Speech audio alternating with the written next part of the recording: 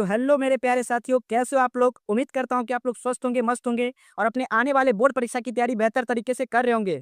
दोस्तों, आज इस वीडियो के माध्यम से क्लास 10th बिहार बोर्ड 2026 में जो भी बच्चे एग्जाम देने वाले हैं उनके लिए गणित का वीवीआई ऑब्जेक्टिव प्रश्न लेकर आया हूं, जो परीक्षा में हर साल पूछे जाते हैं और दोस्तों 2026 बोर्ड में 100% पूछा जाएगा।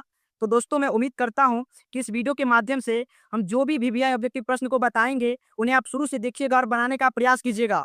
और दोस्तों, अगर वीडियो आपको अच्छा लगे तो एक लाइक जरूर कीजिएगा और अगर आप चैनल पर नए हैं तो चैनल को सब्सक्राइब कर लीजिए। तो चलिए दोस्तों, बिना देरी किए हुए हम लोग शुरू करते हैं। चलिए दोस्तों, आज का पहला क्वेश्चन है कि किसी असंभव घटना की प्रायिकता होती है।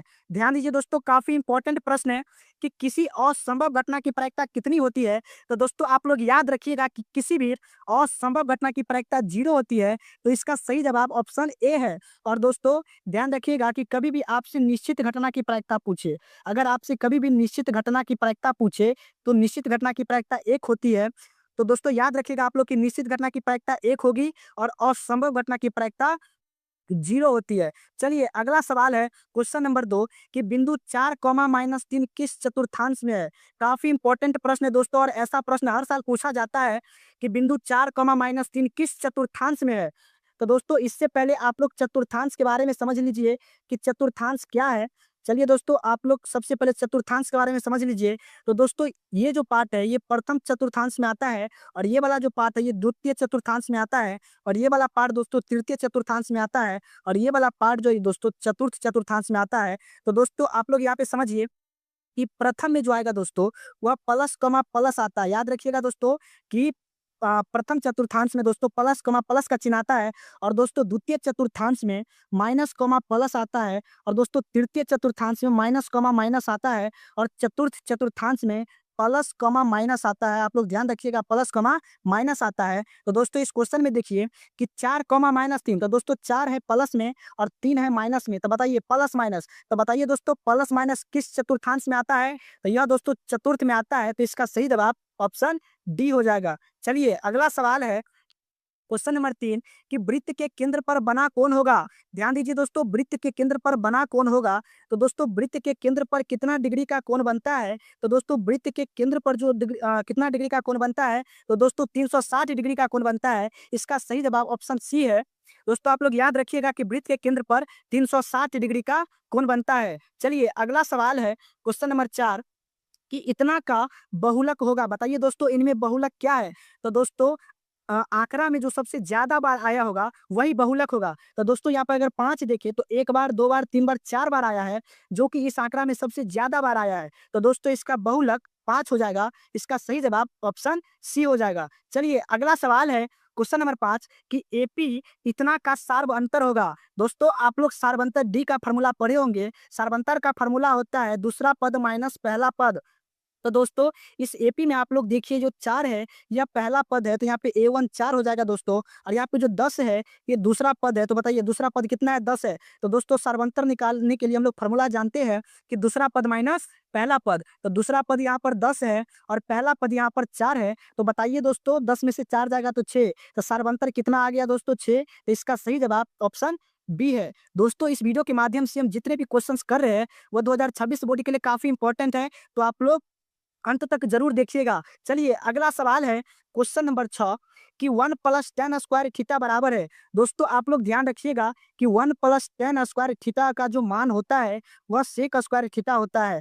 आप लोग याद रखिएगा कि 1 + tan स्क्वायर थीटा बराबर जो होता है वह सेक स्क्वायर थीटा होता है। तो इसका सही जवाब ऑप्शन ए है। चलिए, अगला सवाल है क्वेश्चन नंबर 7 कि द्विघात समीकरण x² + 2x - 3 के मूलों का योग का मान होगा। दोस्तों, आप लोग पढ़े होंगे मूलों का योग अल्फा प्लस बीटा जो होता है दोस्तों वह -b/a होता है। तो दोस्तों, यहाँ पे देखिए हम इसको निकालेंगे मूलों का योग। तो यहाँ पे जो x² के साथ होता है वह a का मान हो जाता है। तो बताइए x² के साथ नहीं कुछ है तो 1 होगा दोस्तों। तो a का मान यहाँ पे 1 है। जो x के साथ होता है दोस्तों वह यहाँ पे b का मान होता है। तो x के साथ 2 है तो यहाँ पे जो b का मान होगा वह 2 होगा और जो यहाँ पे रहता है दोस्तों वह c का मान होता है। तो बताइए c का मान -3 है। -3 है। तो दोस्तों बताइए मूलों का योग का फॉर्मूला होता है -b/a।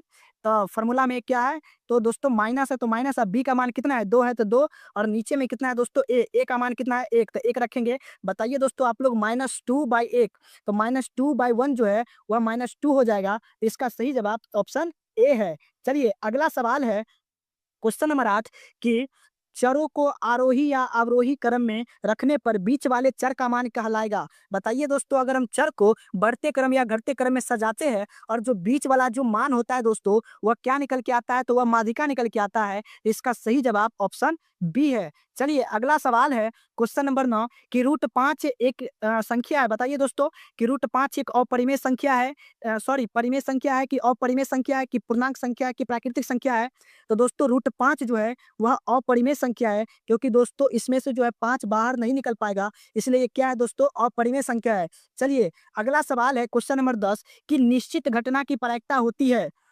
बताइए दोस्तों इससे पहले आप लोग को बताए हम कि निश्चित घटना की प्रायिकता है। तो दोस्तों इस क्वेश्चन का जवाब आप लोग हमें कमेंट में लिखकर बताइए कि निश्चित घटना की प्रायिकता कितनी होती है। आप लोग हमें इस क्वेश्चन का आंसर दोस्तों आप लोग हमें कमेंट में लिखकर बताइए। चलिए अगला सवाल पे चलते हैं। अगला सवाल है क्वेश्चन नंबर 11 कि एक रैखिक समीकरण का घात होगा। दोस्तों रैखिक समीकरण का घात होगा तो रैखिक समीकरण का घात दोस्तों 1 हो जाएगा। इसका सही जवाब ऑप्शन ए है। दोस्तों अगर द्विघात समीकरण का घात पूछे तो 2 होगा।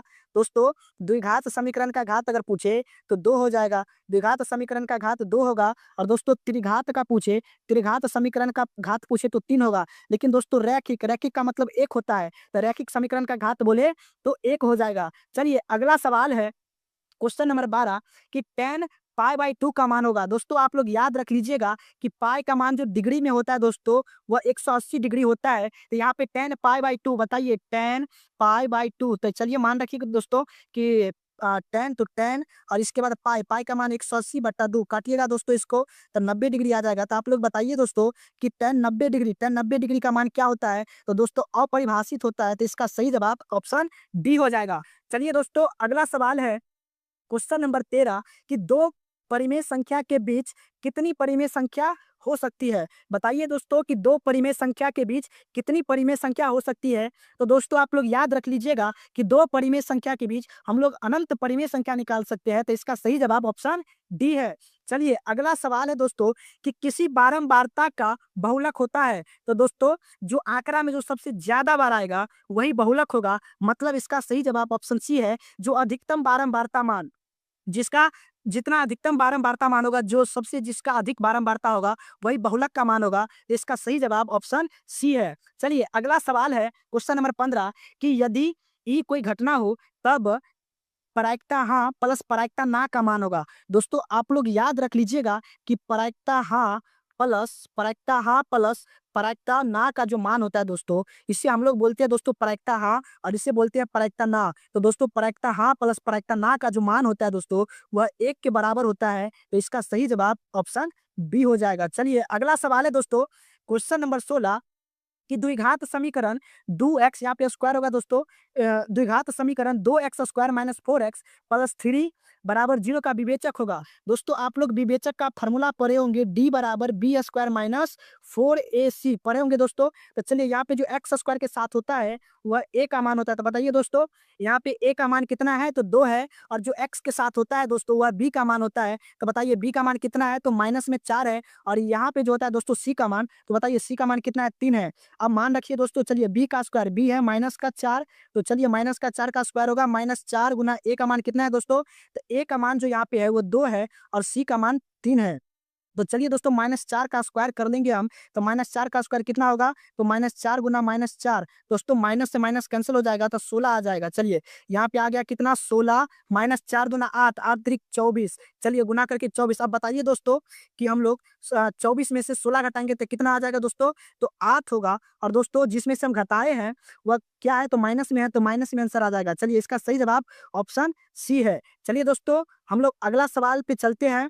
अगला सवाल है क्वेश्चन नंबर 17 कि वृत्त के सबसे बड़ी जीवा होती है। तो दोस्तों वृत्त के जो सबसे बड़ी जीवा कहलाती है वह व्यास कहलाती है। इसका सही जवाब ऑप्शन सी है। चलिए अगला सवाल है दोस्तों क्वेश्चन नंबर 18 कि 13 और 19 के बीच समांतर माध्य है। तो दोस्तों माध्य हम लोग कैसे निकालते हैं, जो संख्या है उसको जोड़ दीजिए।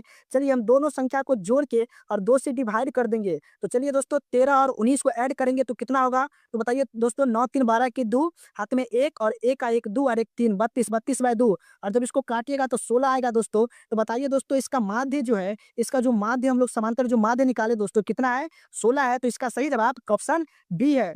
चलिए अगला क्वेश्चन है, क्वेश्चन नंबर 19 कि बिंदु 6, -5 का x नियामक है। बताइए दोस्तों इस बिंदु में x का नियामक क्या है? तो दोस्तों यहाँ पर जो पहला वाला होगा ये x का नियामक होगा, और ये जो दूसरा वाला है दोस्तों यह y का नियामक है। अगर दोस्तों यहाँ पर x नियामक पूछे, x का नियामक पूछे दोस्तों, अगर यहाँ पर x का नियामक मतलब x का निर्देशांक कह दो या नियामक कह दो, तो यहाँ पे 6 है। और दोस्तों y का जो यहाँ पे नियामक है, यहाँ पे जो y का नियामक है दोस्तों वह -5 है। तो हमसे पूछ रहा है दोस्तों x का नियामक, तो बताइए x का नियामक कितना है? तो 6 हो जाएगा। इसका सही जवाब ऑप्शन ए है।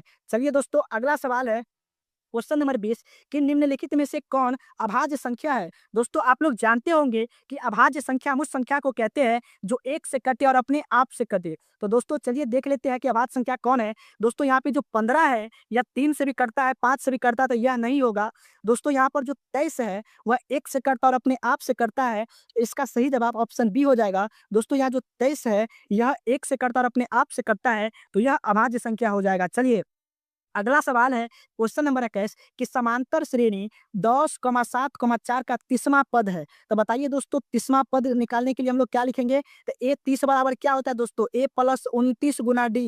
ए प्लस 29 गुना डी, एक कम करके लिखना है दोस्तों। अगर यहाँ पे 30 है तो यहाँ 29 होगा। चलिए ए प्लस 29 गुना डी। तो दोस्तों यहाँ पर जो ए का मान है दोस्तों, ए का मान कितना है? 10 है। और यहाँ पर दोस्तों हम डी का मान निकालेंगे, तो डी का मान निकालने के लिए यानी सार्वंतर निकालने के लिए दूसरा पद माइनस पहला पद, तो दूसरा पद यहाँ पर 7 है दोस्तों और पहला पद 10 है। तो बताइए 7 में से 10 जाएगा, -3 आएगा।